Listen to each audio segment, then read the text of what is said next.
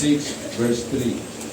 At gayon, kilalanin natin si Yahweh. Sikapin natin siya'y makilala. Kasi tiyak ng pagdating ng buwang ni Wayway, darating siyang walang pagsala. Tulad ng patak ng ulan sa panahon ng taglamig. Tulad ng tubig ulan na nagpapasibol sa mga kailangan. Amen. So,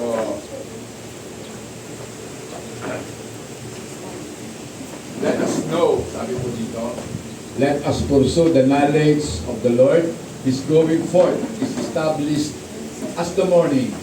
He will come to us like the rain, like the latter and former rain to the earth. So mga kapatid, alam ko po, kilala niyo si Propeta Hosea. Kilala niyo ba?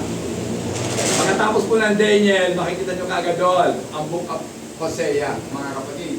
So, at dito po, sinasabi po ng propeta na kinakailangan po talaga na makilala po natin ang ating Panginoon. So, let us know and let us pursue. Ating pong hangarin, ating malaman, ating hangarin ang kaalaman ng Panginoon. Ang kanyang pagparoon ay nahayag na kagaya ng umaga at ang kanyang pagparito sa atin ay matutulad sa ulan. Yan.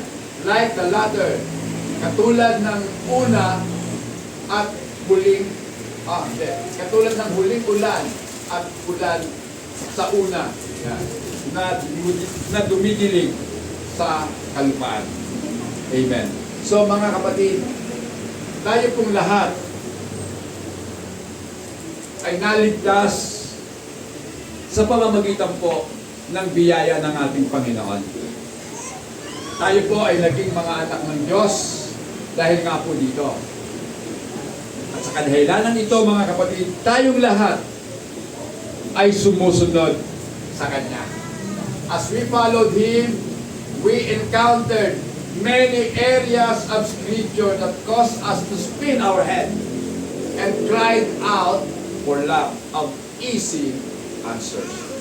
Mga kapatid, habang tayo po ay nagpapatuloy sa ating paglilingkod sa ating Panginoon, tayo po ay nakakasalubong o nakaka-enkwentro ng mga pananalita ng Diyos na para po sa atin, napakahirap po talagang unawain. Amen? Na ang tugon ng ating mga ulo ay mapapailing na lang.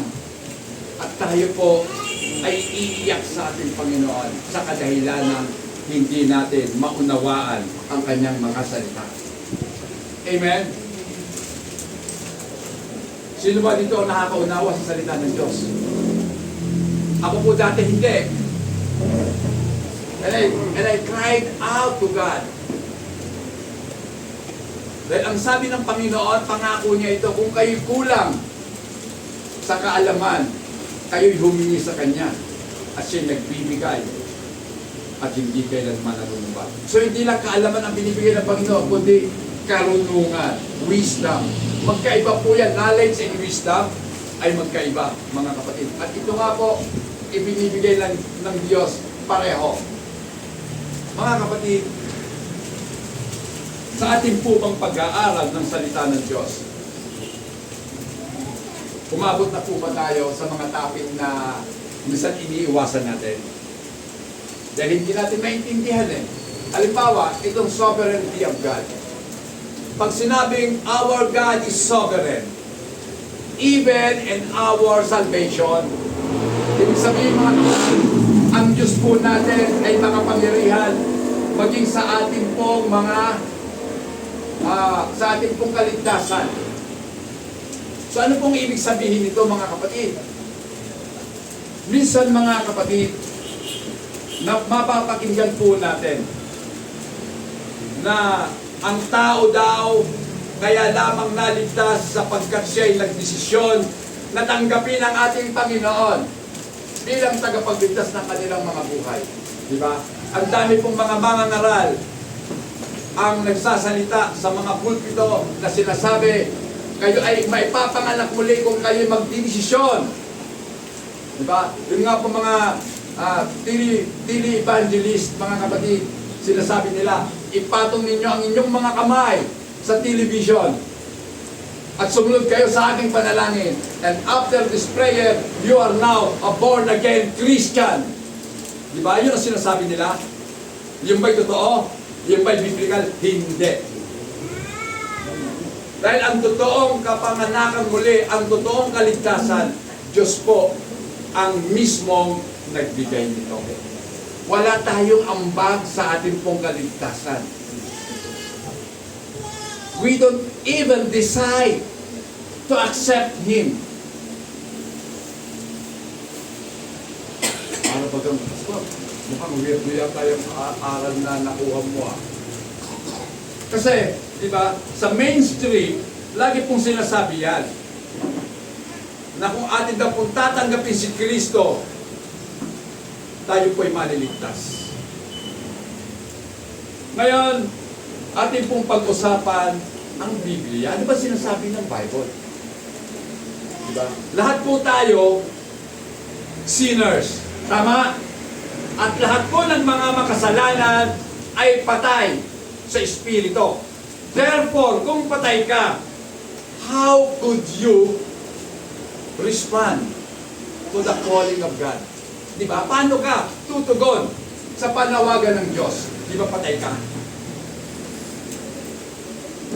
Ang patay, kahit na po sumigaw ka pa sa tenga niya, hindi ka niya mapapakinggan. Kahit dalhin mo siya sa tapat ng araw, sa katanghaliang dapat, buksan mo ang kabahong kaya, dumilat ka. Makikita mo, ang araw, wala po siya makikita at wala siyang maririnig. Diba? Dahil sa katotohanan, patay ka eh. Pero, ang totoo, patay pa rin sa Biblia, sinasabi ng banal na kasulatan, na noong tayo'y mga patay pa sa kasalanan, tayo'y inibig na ng Diyos at tayo'y binuhay na mula sa mga patay. Amen! Yung po yung pinaka magandang balita. That is the good news, mga kapatid. Isipin mo, patay, binuhay ng ating Panginoon. Amen. Kaya nga po, itong patay na nabuhay, meron na siyang hangarin na malaman yung Diyos na nagbigay sa kanya ng buhay. Amen! Kaya dito po nagpapasimula yung ating pursuit of knowing God. Amen. Sino ba dito ang umaattend lang para lang makipag-fellowship? O kaya tayo umaattend para mas lalo nating makilala ang Diyos? Amen! Diba? The more na tayo po'y nagbababad sa salita ng Diyos, the more na tayo po ay matatakam sa salita ng Diyos. Amen! Sabi ko nga, masarap palang pag-usapan ang salita ng Diyos. Amen. Sabi ko nga, kaya kong magsalita. Kung ako'y lang nakaupo, kaya 3 oras magsalita ako. Huwag lang ako nakatayo. Minsan kasi nahihilo ako eh. So, at pinapanalangin ko sa Panginoon, Lord, huwag po sana akong mahilo ngayon. Amen. Di ba last week nahilo na naman po ako? So 2 times na po nangyari yun, mga kapatid. Pero this time, sabi ko, Lord, huwag po. Dahil ikaw ang naglagay ng iyong mga salita sa puso ko. At ito'y sasalitain ko ayon sa nais mo, Panginoon. Although meron ka nang i-prepare na aralin, kung iba ang magtuturo, iba ang lalabas. Amen? Diba? Diba? Kasi ang dealing ng Panginoon to each one of us is personal. Amen? Ayon po sa ating pangangailangan, doon po tayo kinakatagpo ng Diyos. That is the wisdom of our God. Ganun po, kahusay ang karunungan ng Diyos. Diba? Narinig nyo ang salita ng Diyos, pero iba't iba po ang implikasyon nito sa ating mga buhay. Diba? Lahat po kasi may katugunan. Lahat po kasi nagpo-provide para sa pangangailangan ng bawat isa sa atin. Amen. So, mga kapatid, topic, unavoidable. Example po, the sovereignty of God, the free will of God. So, diba? So, natalakay na po ba natin ang free will? Minsan, gusto ko muli itong balikan. Alam ko po, natalakay ko na itong free will. Kasi, isa po ito sa mga napaka-complicated na katuruan. Yung katuruan tungkol po sa malayang kalooban ng tao na ibinigay ng Diyos. So, di ba, sasabihin nila, tayo naligtas dahil sa ating free will. So, kung tayo po'y naligtas ayon sa ating kalooban, ibig sabihin lamang mga kapatid, hindi ang Diyos ang nagligtas sa atin, kundi tayo mismo sa ating sarili nung tayo po'y magdesisyon na tanggapin ang Panginoon, kaya tayo naligtas. Which is wrong, mga kapatid. Dahil ang totoo, bago ka pa magdesisyon, nagdesisyon ang Diyos na ililigtas ka niya. Amen. Kaya kahit saan ka pumunta ng lugar, wala kang mapupuntahan. Laging nasa harapan mo, dead end. Di ba? Dead end dito, dead end doon. Saan ako pupunta? Pag tumingala ka sa langit, sabi ng Panginoon, nandito ako, anak. Ako ang dapat mong puntahan.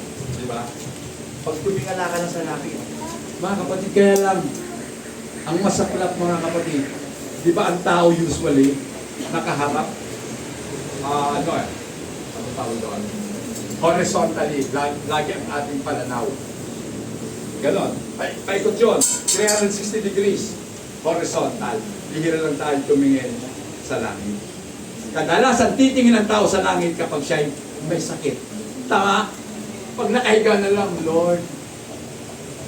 At habang pinapanood ko po sa TV, yung balita tungkol sa lindol, sabi ko nga talaga ang mga tao, kahit hindi naniniwala sa Diyos, pag lumindol na, Lord, Lord, Diyos ko po, help, help, tabang, tabang. Kasi sa Bisaya yun, sa Mindanao, tabang, tabang, help. Ibig sabihin nun. Mga kapatid, ganun ang tao eh. Tatawag lang sa Diyos kapag may kailangan.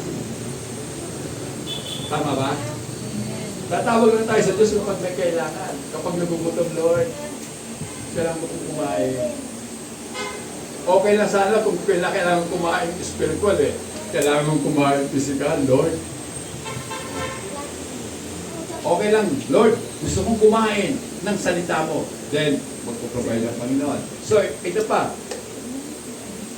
So, napakarami kong bagay na nangyayari sa ating buhay na akala po natin labas doon ng Diyos. But the truth is, God orchestrated all things na mangyari. Siya po ang nag-orchestrate. Alam niyo ba yung orchestra? Sa orchestra, mga kapatid, napakarami at iba't iba ang mga instrumentong tinutugtog. Pero may isang conductor. Di ba? May isang nagka-conductor. Isa nag-conductor, parang ano pa eh. Parang weirdo. Kung ano ng mga posisyon talaga. Ganun siya. Pero makikita niyo mga kapatid, kahit magkakaiba ng instrumento, iisa lamang ang kanilang tinutugtog. Amen. At dito nagkakaroon po ng harmony. Kaya nga, ang orchestra dapat may harmony. So, mga kapatid, sa mga pangyayari sa ating mga buhay, although at tingin po natin, evil, masama ang nangyari. Sino ba naman mag-aakala? Sa loob lang ng 1 linggo, ilang beses po lumindol. O, diba? At kung titingnan po natin sa mapa, straight line yun. Mula doon sa Davao, patungo ng Boco, Cebu, then La Union. Straight line yun, mga kapatid. So linear, mga kapatid. Ibig sabihin, nagbibigay na po ng papala ang ating Panginoon. Tigilan na natin ang kasamaan. Amen? Kaya lang, hindi man ako narinig yung mga nanunungkulan eh. Sana kung mapapanood lang ako. Hangad ko talaga ito eh. Na mapakinggan ng Pangulo, ng mga Senador, ng mga Congressman, ng mga Mayor, Gobernador, ang salita ng Diyos. yung totoong nangangaral ng salita ng Diyos. Hindi yung mga bayaran na mangangaral. Bakit ko sinabing bayaran? Kasi malakas silang magbigay. Kaya hindi ako magsasalita ng laban sa kanila. Mga kapatid, hindi mo ang kinakalaban ang mga tao niyan. Pero ang kinakalaban mo, yung Diyos. Dahil sinungaling ka, hindi ka nagsasabi ng totoo. Ang tunay na mangangaral po ng Diyos, walang kinakatakutan, kundi ang Diyos lang. Amen? Masarap nang mapatay ka habang nangangaral ka. Kasi lahat naman mamamatay di ba? Masarap yung makapatay ka habang nangangaral. Naalala ko tuloy. Sige, kilala niyo yun? Diba? Although, sabi nila, siya ay political activist, pero para sa akin, hindi lang. Kasi, at tinutuligsa niya ay ang kasalukuyang moralidad ng sangkatauhan. Amen. So, yun po. At dito nga po mga kapatid, napakarami pong paksa na talagang ang hirap maintindihan pagdating po sa Biblia. Kaya nga po yung isipan po natin, nagkakaroon po ng wrestling dito. So, mga kapatid, ang totoo, minsan hindi saklaw, hindi abot ng ating kaisipan ang salita ng Diyos. Yan po yung totoo. Kaya nga, minsan, habang nag-aaral ka ng salita ng Diyos, sino ba dito nag-aaral ng salita ng Diyos? Binago ko lang tanong ko, hindi na ako nagsasabi dito na sino pa nagbabasa. Ang tanong ko ngayon, sino pa nag-aaral ng salita ng Diyos? Nag-aaral ba tayo? O nagbabasa lang?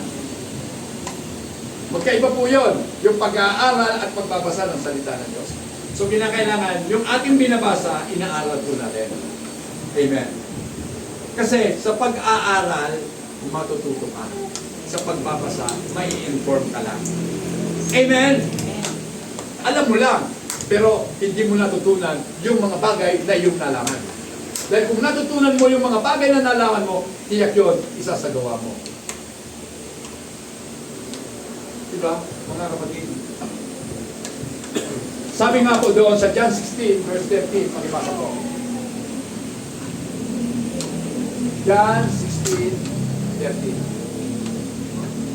However, when He, the Spirit of truth, has come, He will guide you into all truth. For He will not speak on His own authority, but whatever He hears, He will speak. And He will tell you things to come. So, datapwat pagdating sa inyo ng Espiritu ng Katotohanan. Pause muna tayo. Espiritu ng Katotohanan. Sino bang katotohanan? Si Jesus, di ba? John 14:6, I am the way, the truth. Sabi dito. Then, the Spirit of truth, yung Espiritu ni Kristo, ay dumating, siya ang maggagabay sa inyo sa lahat ng katotohanan. Kaya nga po, imposible na ang totoong naglilingkod at totoong nakakikilala sa totoong Diyos ay madadaya. Sapagkat, eto nga po yung Espiritu ng totoong Diyos, igagay tayo sa lahat ng katotohanan.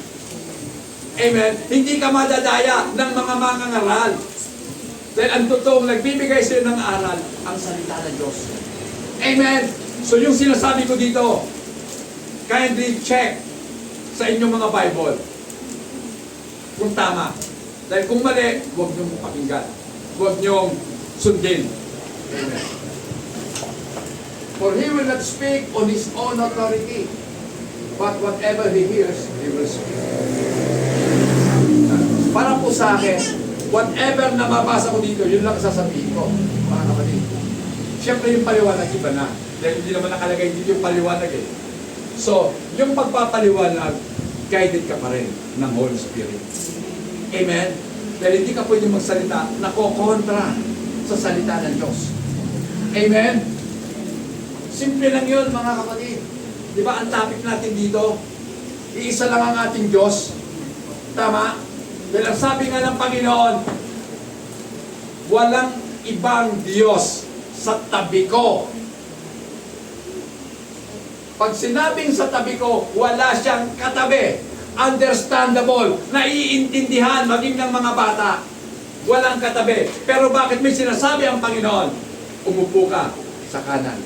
Sa kanang kamay. Pa-open mo dito si Jesus sa kanang kamay. O kanang kamay. Hindi mangangawit yun. Ama. Di ba? What's this? Sabi ng Bible, wala ibang Diyos. Wala siyang katabi. Bakit uupo sa tabi? So ano bang ibig sabihin ng kanang kamay? Right hand speaks of authority and power. Amen? Tingnan niyo yung batang ipapanganak, tatawagin siyang Almighty God. Di ba? At anong sabi doon sa Isaiah 9:6? Pakibasa nga sandali. Isaiah 9:6.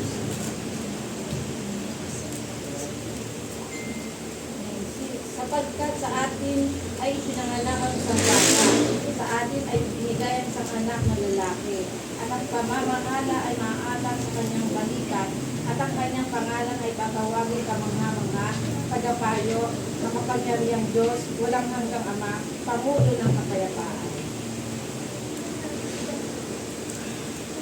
His name.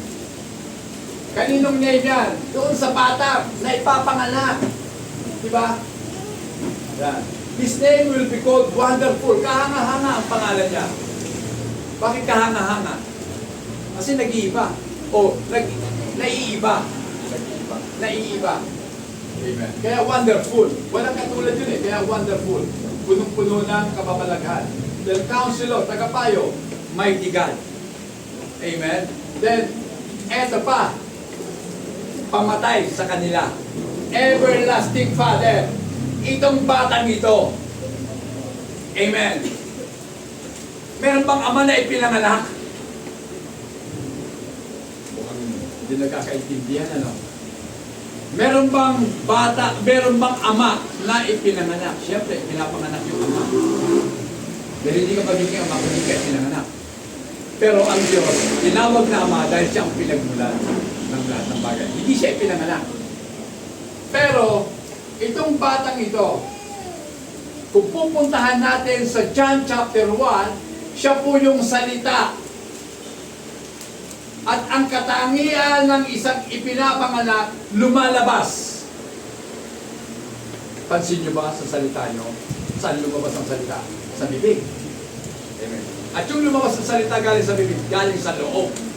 Sa sinapupunan. Sa kaloob-looban ng ating pagkatao. Yan ang laman ng puso mo, o kaya yan ang laman ng isip mo. Inilabas mo lang para maunawaan ng mga tao. So, yan pong ibig sabihin ng ipinapanganak. Nagsugo, di ba ang salita isinugo mo? At yung tumanggap ng salita, susunod sa sinasabi mo. Di isinugo, simple lang mga kapatid. Di ba?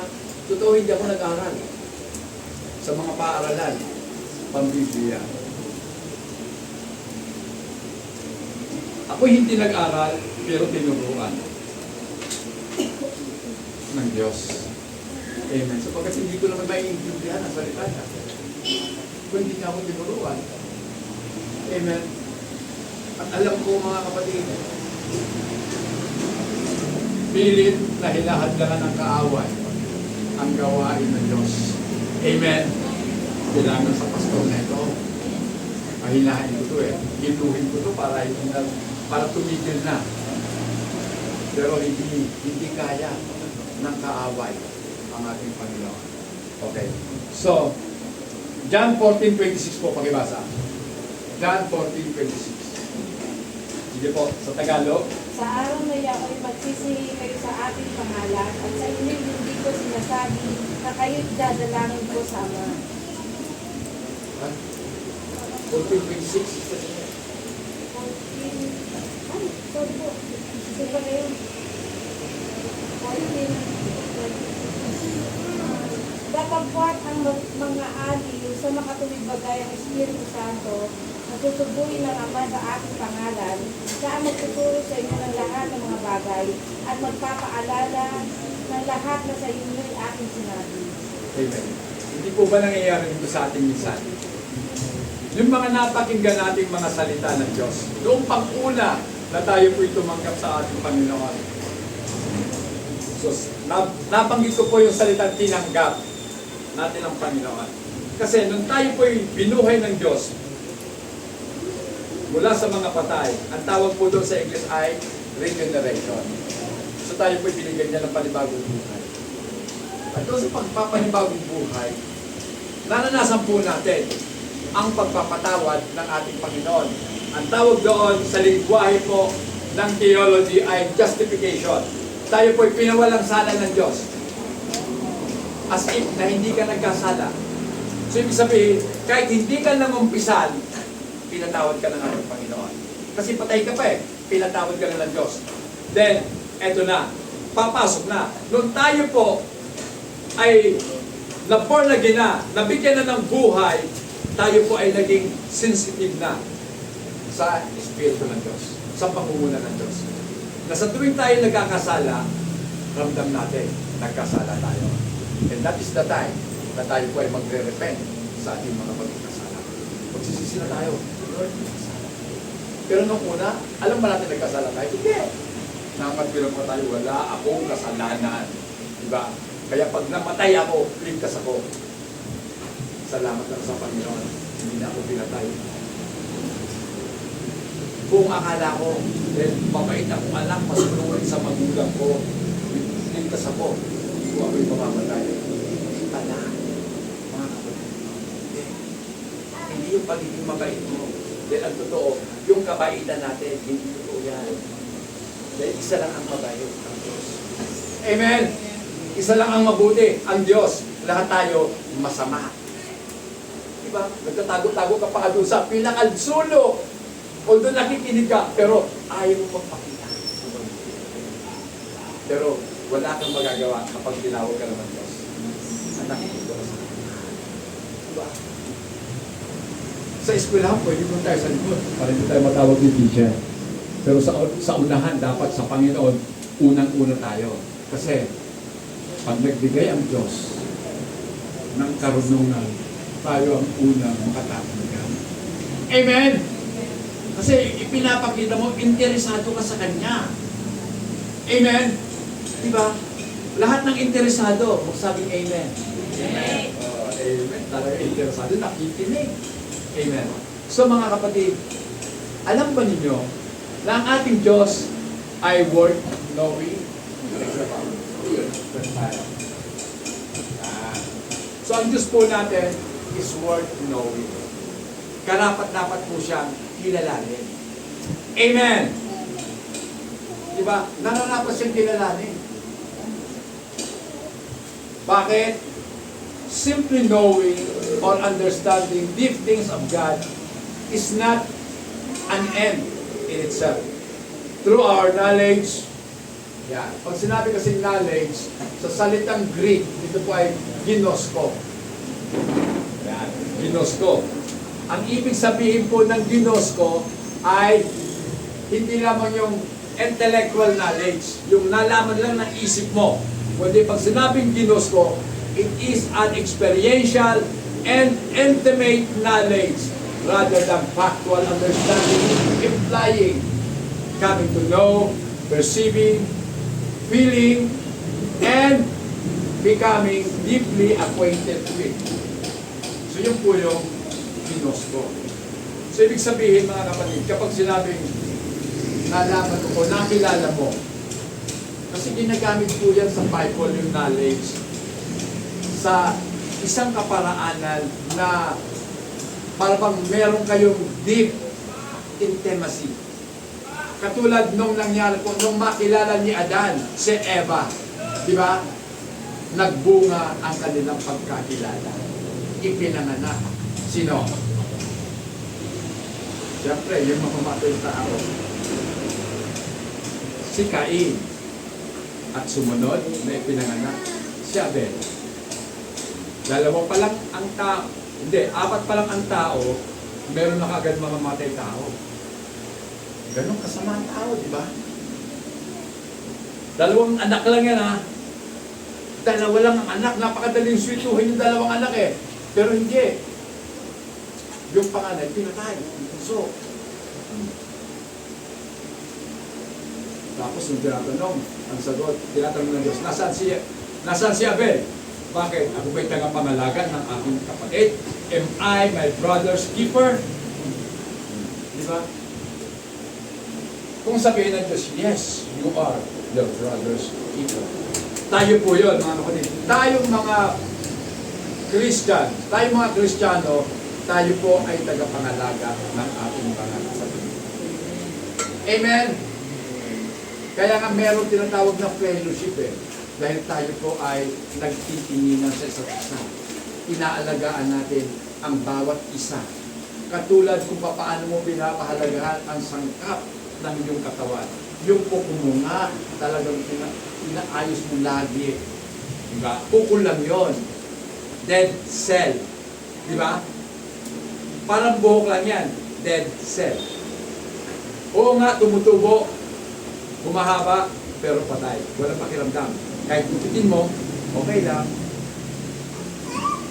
Dead cell yun. Pero, tingnan niyo mga kapatid, pinapahalagahan natin ang bawat isa. So, yung mga kapatid natin, dapat ganun din po ang pagpapahalaga natin sa kanila. Kung wala po sila, di ba malungkot ka? Wala si kapatid, bakit? Di ba? Dati punong-puno tayo hanggang labas. Ngayon, Sister Jenny, ilan ba tayo? 32? Kung compare mo minsan 52, halos mag-60, wala talaga. Wala, mga kapatid.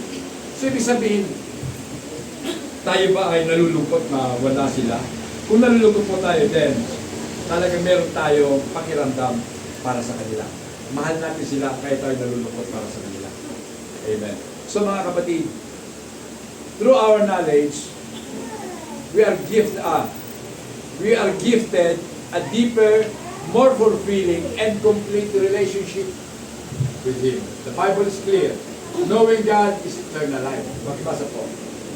John 17 verse 3. At ito ang buhay na walang hanggan, na ikaw ay makilala nila na iisang Diyos na tunay. At siyang Diyos nugo sa makatulibagay, si Yesu Cristo. Amen. Kaya nga po, knowing God is eternal life. So para magkaroon ka ng buhay na walang hanggan, it is necessary na makilala mo ang Diyos kung sino. Kaya bilang mga anak po ng Diyos, we are mandated. Tayo po ay inuutusan ng Diyos na ipahayag ang mabuting balita through evangelism. Dapat po talaga i-share natin ang good news. Ano ba yung good news? Hindi sa tumigil ang lindol. Hindi sa ipinag-pray natin ang lindol. Mga kapatid, gusto kong sabihin sa inyo, do not pray na ang lindol ay matigil. Pag nag-pray tayo na tumigil ang lindol, pinakalaban natin ang Diyos. Bakit? Kulang tayo sa kaalaman eh. Pakibasa nga. Kaya lang mahaba to. Matthew 24, buong chapter ng 24. Ano sabi? Sabi ng Panginoon, magkakaroon ng mga lindol. So bakit po kukontrahin ang sinasabi ng Panginoon? Dapat sabihin natin, Lord, so be it. Mangyari ang gusto mo, Panginoon. Diba?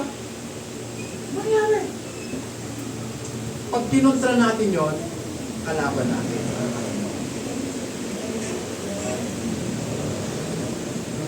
Inuuga na nga ng Diyos, ikukontrahin na. Mas marunong ka ba tayo kaysa sa Diyos? Eh, kasi pastor, kawawa eh. Alam niyo ba yung topic na, if God is good, why He allows evil? Diba? Kung mabuti ang Diyos, bakit hinahayaan niya ang kasamaan? Kung mabuti siyang Diyos, bakit hinahayaan niya? So kung hinahayaan ng Diyos ang masama na umiral sa mundo nito, hindi kailanman mababawasan at hindi kailanman mababago ang katotohanan na ang Diyos ay mabuti. Amen? Kahit lumindol pa siya ng napakalakas, kung sasabihin ng Diyos, ang mga anak ko, iingat ako yan. Amen? Palagpakan natin ang Panginoon.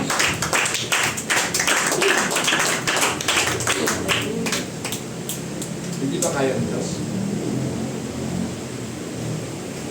Ang tanong, para ba sa ating sarili, ang Diyos ba ay sovereign? Makapangyarihan ba talaga ang Diyos? Kung makapangyarihan ang Diyos, kaya kanyang iligtas. Amen? Hindi ka man mailigtas sa bagyo. Hindi ka man mailigtas sa kamatayan sa pamamagitan ng lindol. Ito ang totoo, mga kapatid. Iligtas ka ng Diyos. Ang iyong kaluluwa ay tutunin niya at dadalhin niya kasama niya sa buhay na walang hanggan. Yung po yung tunay na kaligtasan, mga kapatid. Alam na accepted tayo, nag-iba na yung building eh.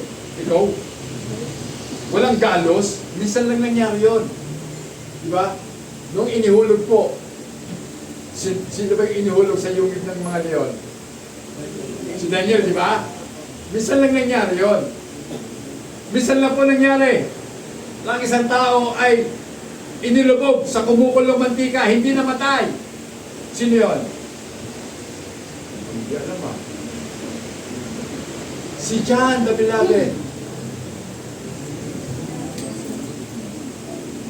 Kaya nga ipinatapo na lang siya doon sa island of Patmos. Kasi hindi siya namatay eh. Isipin mo, kumukulong mantika, pinirito ka. Deep fried. Di ba? Deep fried eh. Kaawa yun. Pag nilulong ka doon, talagang, ay nako. Siya yun, malutong ka. Pero si Dan hindi. Si Dan lang po ang namatay, natural death. Batay sa kasaysayan. Lahat po ng mga kasama niyang mga apostol, tragic ang kanilang kamatayan. Pero siya hindi. Ewan po kung bakit. Pero alam ko, may reason behind ang Diyos doon. Amen. So mga kapatid, Paul in his letter to Ephesians help us understand the value of knowing God. Napakahalaga po kasi na makilala natin ang Diyos. Pakibasa nga ako, Ephesians chapter 1, verse 16 to 19. Ay hindi ako tumitigil ng pagpapasalamat dahil sa inyo na aking binabanggit kayo sa aking mga panalangin. Upang ipagkaloob sa inyo ng Diyos ng ating Panginoong Jesucristo, ng Ama ng Kalwalatian, ang Espiritu ng karunungan at ng pahayag sa pagkakilala sa Kanya. Yamang naliwanagan ang mga mata ng inyong puso upang maalaman ninyo kung ano ang pag-asa sa Kanyang pagtawag, kung ano ang mga kayamanan ng kalwalatian ng Kanyang pamana sa mga banal, at kung ano ang dakilang kalakhan ng Kanyang kapangyarihan sa ating nagsisampalataya ayon sa gawa ng kapangyarihan ng Kanyang lakas. So, kung mapapansin po natin dito, sinasabi, the eyes of our understanding being enlightened. So, ibig sabihin, nabuksan ang mata ng ating kaunawaan at nakita natin ang liwanag, mga kapatid, upang makilala natin ang pag-asa ng pagkatawag sa atin. So, ibig sabihin, lahat po tayo, tinawag ng ating Panginoon for a purpose, mga kapatid. Ano yung purpose na yun? To open the eyes of our understanding upang makilala natin siya na totoo. At tayo'y nasa Kanya na totoo. 1 John 5:20 yan. Diba? Para makilala natin siya na totoo at tayo ay nasa Kanya na totoo.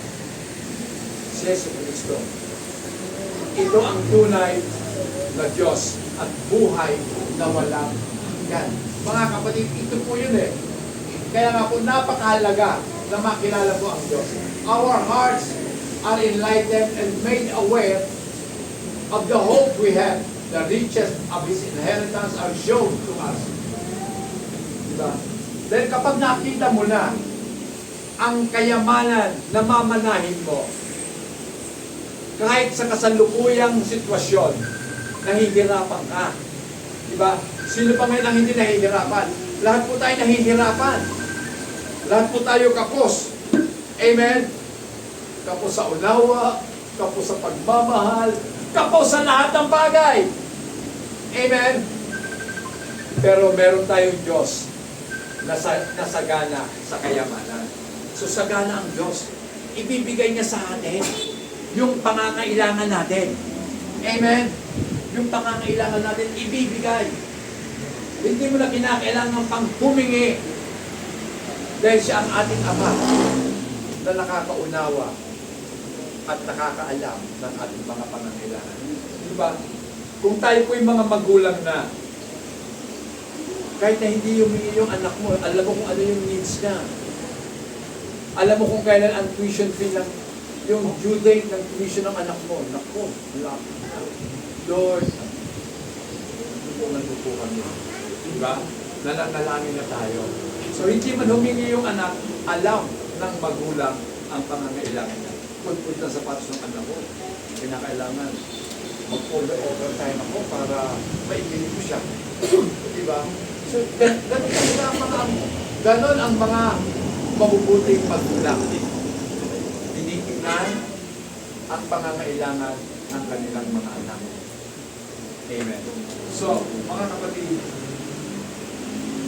finding out who God is and what He has done for us, form a relationship that is rooted not in our own understanding, but in the things that God has chosen to reveal to us about Himself.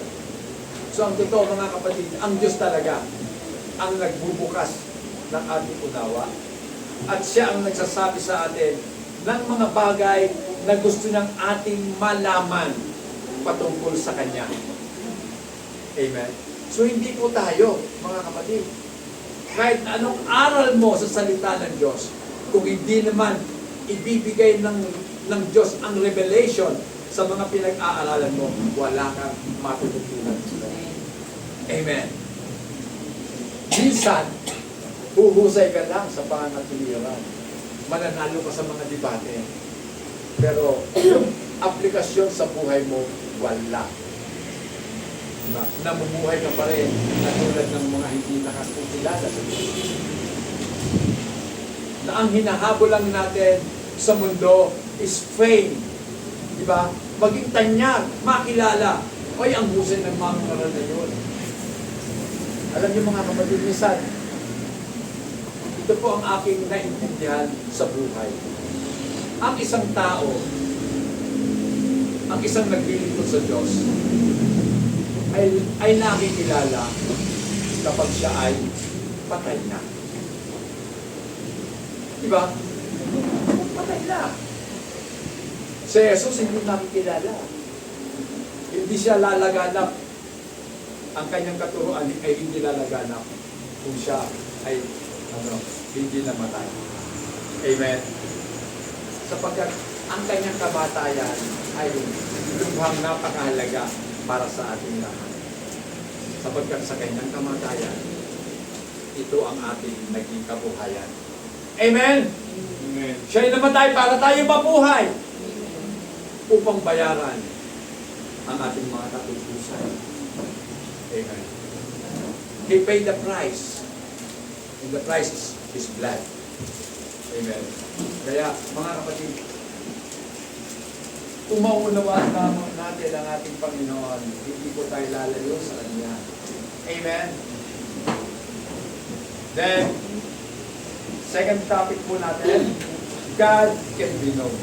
Ang Diyos po ay makikilala talaga.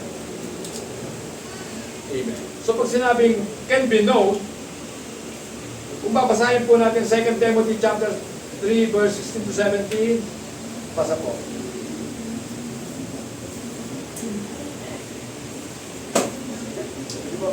Sa Tagalog.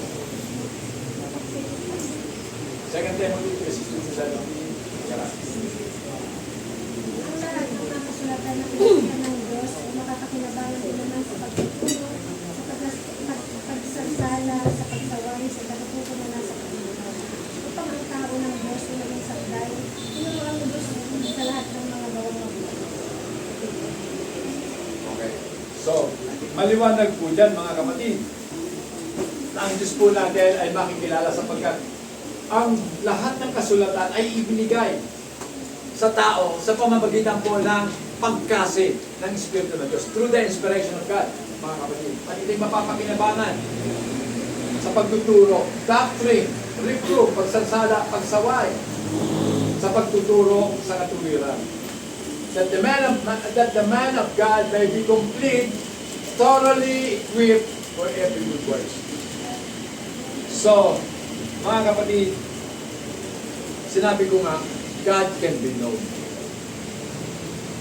At para makilala ang Diyos, kinakailangan po na ang Diyos ay magpakilala sa kanyang sarili. Di ba? Alam naman tayo ang mag-define ng Diyos. Tayo magsabi patungkol sa Diyos. Hindi po.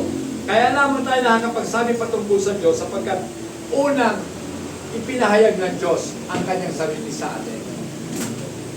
Amen. So, paano makikilala ang Diyos? Hindi ba sa pamamagitan ng kanyang self-revelation? Pagpapakilala niya ng kanyang sarili? You cannot know me unless na sabihin ko sa inyo kung sino ako. Tama? So, ganun po ang Diyos. Ang Diyos hindi nakikita. Wala. Pero mauunawa mo siya sa mga bagay na yung nakikita. Galing nga ng Diyos, ano? Bagamat siya hindi nakikita, pero mauunawa mo siya sa mga bagay na yung nakikita. Dahil alam natin, lahat ng nakikita natin is all creation ng ating Panginoon. At lahat ng creation ng Diyos ay may tatak ng Diyos siya. Amen? Kumbaga, naroon nakatatak ang kanyang pagiging Diyos. Hahangaan mo ang mga bagay na nakikita mo. Okay, pakibasa po. 2 Peter chapter 1 verse 3. 2 Peter 3, 1 pala. Kaya kung pinagkaloob sa atin ng kanyang banal na kapangyarihan, ang lahat ng mga bagay na nauukol sa kabuhayan at sa kabanalan sa pamamagitan ng pagkakilala sa kanya na tumawag sa atin sa pamamagitan ng kanyang sariling kalwalatian at kagalingan. Okay. As His divine power has given to us all things. So sa pamamagitan po ng kanyang divine power, maka-Diyos na kapangyarihan, ibinigay sa atin ang lahat ng bagay na ukol sa buhay at kabanalan. O godliness. O pagiging maka-Diyos. Through the knowledge of Him, sa pamamagitan ng pagkakilala sa Kanya na tumawag sa atin by glory and virtue. Sinabing glory, kaluwalhatian, virtue, kagalingan. So pag sinabing virtues ang ating Panginoon, napakagaling ng ating Panginoon. Amen? So yung kagalingan ng Diyos, mga kapatid, ito po ang siyang tumawag po sa atin. These verses paint a picture of Scripture as true and infallible. So ang salita po ng Diyos ay totoo at wala pong mali sa salita ng Diyos. When we see that God is granting us knowledge of Himself, we are being equipped for every good works, for life and godliness. Kung nakikita daw po natin na ang Diyos po natin ay pinagkakalooban tayo, we are being granted. Ano bang ibinibigay sa atin? Yung pagkakilala sa kanyang sarili, ibig kong sabihin nito, we are being equipped. Sinasangkapan tayo ng Diyos ng mabubuting bagay para sa mabubuting paggawa natin. Kaya nga itong mga kabataan ito, kayo, mga kabataan, I'm speaking to the youth of today. Gumagawa ang Panginoon sa inyo ng mga mabubuting bagay. Kaya huwag kayong mag-question sa Panginoon. Lord, bakit gano'n? Bakit lumalayo na yung mga dati kong katropa? Mula nang ako'y ma-born again, lumayo sila. Alam niyo mga kapatid, design na siya. Yung paglayo nila ay paumpisa pa lamang ng pagbabago na nagaganap sa buhay mo. So yung pong paglayo ng mga kaibigan natin sa atin, umpisa lang yon. ng pagkilos ng Diyos sa bawat isa sa atin. Dahil ang gusto ng Panginoon, maging katulad niya tayong lahat. Amen. Naiiba. Iba tayo mag-isip kaysa sa mga taga-mundo. Ang mga taga-mundo walang inisip kundi magpayaman, magpakatanyag, magpakasarap sa buhay. Tayo po iba. Isip po natin, mabigyan natin ng saya ang Diyos na tumawag sa atin. Amen. How can we know? And to what extent God can be known? Paano daw ba natin malalaman? Paano natin makikilala? At hanggang saan natin makikilala ang Diyos? Pakibasa. 2 Corinthians chapter 1 Corinthians chapter 2 verse 9 to 10. 2 Corinthians Datapwat, gaya ng nasusulat, ang mga bagay na hindi nakita ng mata at ninarinig ng tainga, ni hindi pumasok sa puso ng tao, anumang mga bagay na inihanda ng Diyos sa kanila na nagsisibig sa Kanya. Ngunit ang mga ito ay ipinahahayag sa atin ng Diyos sa pamamagitan ng Espiritu, sapagkat nasisiyasat ng Espiritu ang lahat ng mga bagay, oo, ang malalalim na mga bagay ng Diyos. Pabalik mo nga po sa 9. Yeah. But, as it is written, sabi dito, eyes has not seen. Hindi nakita ng mata. Yan. Ni hindi man napakinggan ng tenga, ni pumasok man sa puso ng tao, ang mga bagay na inihanda ng Diyos sa kanila ng mga nagmamahal sa Kanya. Ibig sabihin, hindi pa natin nakikita. Ano kaya itong inihanda ng Diyos? Hindi ba natin naririnig? Hindi naman pwedeng sabihin ni Pastor. Dahil hindi nga alam ni Pastor eh. Hindi niya pa naririnig. Hindi pa pumasok sa puso natin kung ano ang mga bagay na inihanda ng Diyos. Ibig sabihin naman yan mga kapatid, it's a surprise. Amen? Di ba? Surprise ng Panginoon sa atin yun. Hindi niya ipinapaalam eh kung ano.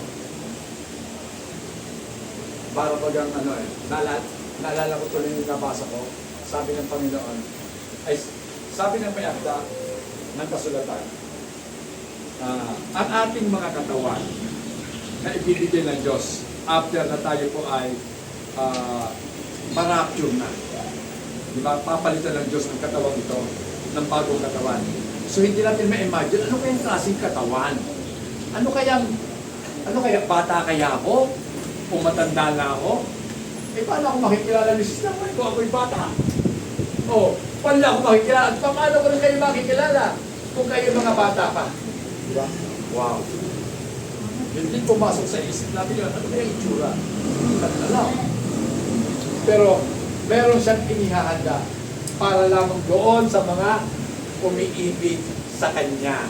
Amen! At ito ang katotohanan. You cannot love somebody na hindi mo kilala. Tama? Hindi mo siya mamahalin dahil hindi mo naman siya kilala eh. Sino bang mamahalin mo? Yung nakikilala mo. Diba? Yung kilala mo. Yun ang mamahalin mo. So, yan. Kaya mahalaga po yung makilala natin. Okay. Next topic, pang-last na to. God's Word reveals truth. Ang salita ng Diyos, ipinahayag ang katotohanan. Pag sinabing salita ng Diyos, ito yung Bible. Siyempre, this is the Word of God. Although, this may not contain all Word of God, pero ito yung naglalaman ng salita ng Diyos. Kasi marami dito salita ang tao. Nagkasalita dito si Lucifer, di ba? Pastor, nagkasalita si Lucifer? Oo. Ano sabi niya? Ako'y aakyat. So, di ba? Sa mataas na dako. At ako'y uupo doon. Si Lucifer yung nagsasalita. Kaya, hindi po lahat na nakasulat po dito ay salita ng Diyos. But, it is being inspired by God.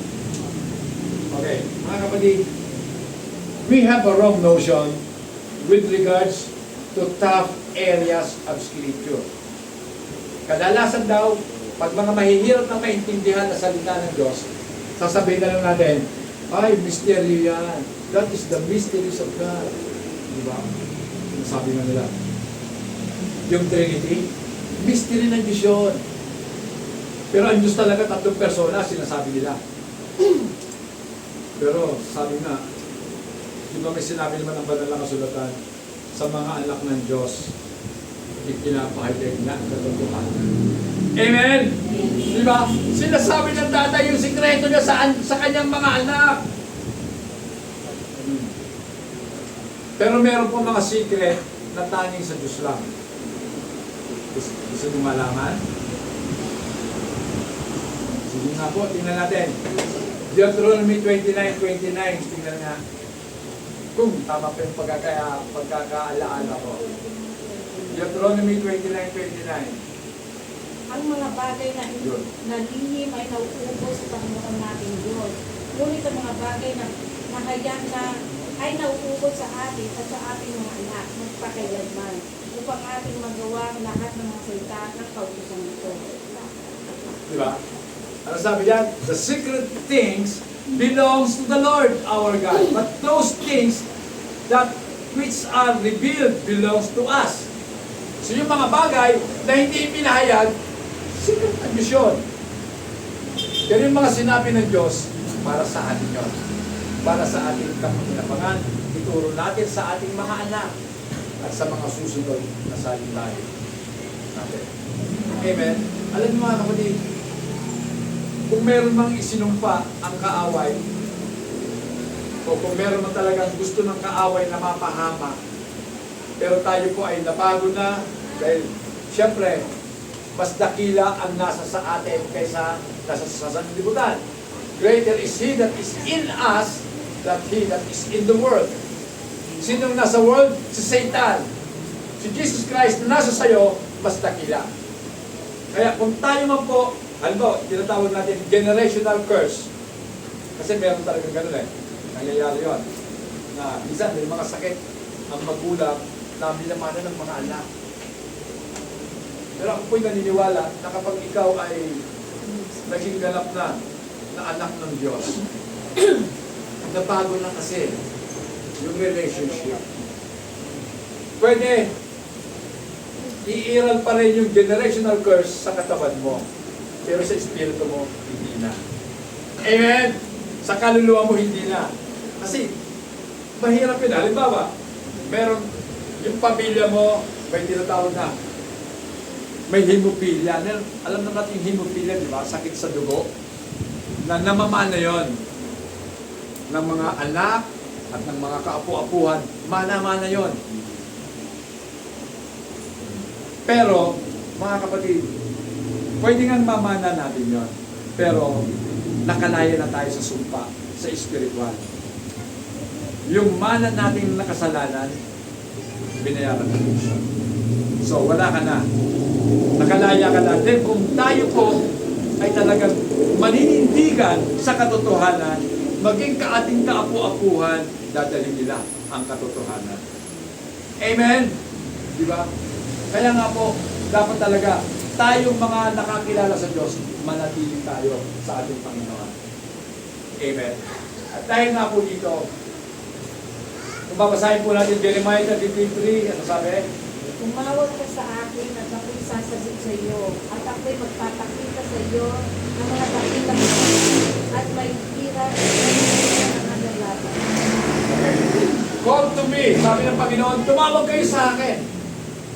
So paano matatawag ang tao?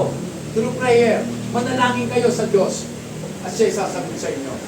At magpapakita siya sa inyo ng mga dakila at mga pangyarihang bagay na hindi nyo pa nalalaman. Amen? What a wonderful thing to know na meron pa ng Diyos na kayang ibigay ang mga bagay na hindi pa natin nalalaman. Malalaman mo na lang nandiyan na, ayan pala ang inihanda ng Diyos para sa akin. Diba?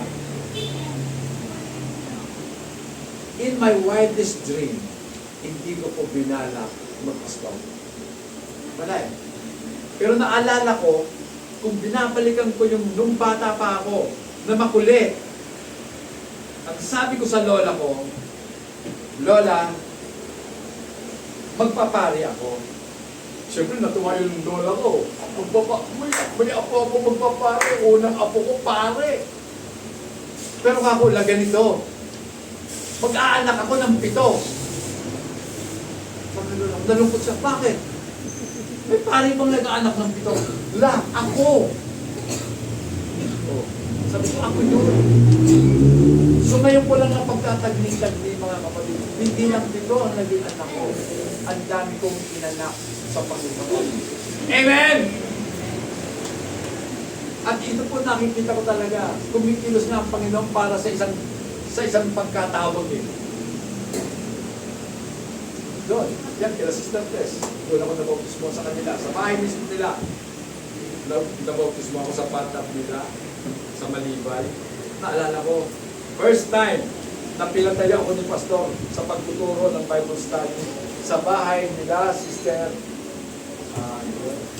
Louie ba yun? Kilala mo yun? Yung katabi lang dati nila, Pastor, katabi ng mission house. Unang pinagturo ako doon. Nakikinig si Pastor kasama ko. Sabi sa akin, tumayo ka, Brother Rick. Magturo ka. Sabi ko lang, Pastor, tumayo na. First time ko kung tumayo, sabi ko sa akin, pwede ka na pala. Pwede ano, Pastor? Pwede lang mangaral, magturo. Pero sabi ko, ayoko talaga. Then napasa ko pa. Yung panawagan ng Diyos kay Propeta Isaiah. Isaiah chapter 6 ba yun?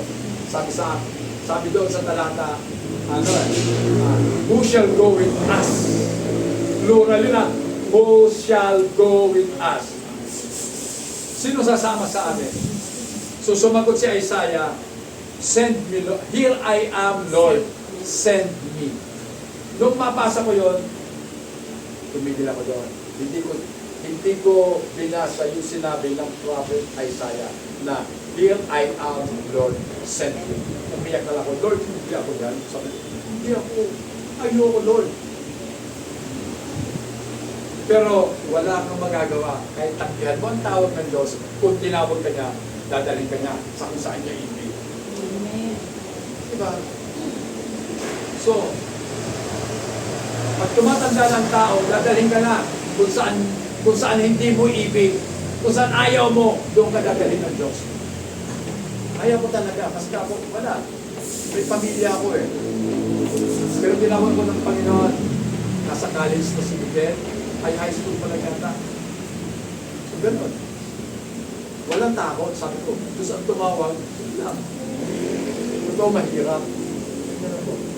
Pero dahil kilala mo ang Diyos, yung hirap na iibsan. Amen? Napapalitan ng pag-asa. Amen? Dati-dati, pamilya ng Sister Penny, yan ang umaaten. Pero ang lakas natin magpuri, di ba?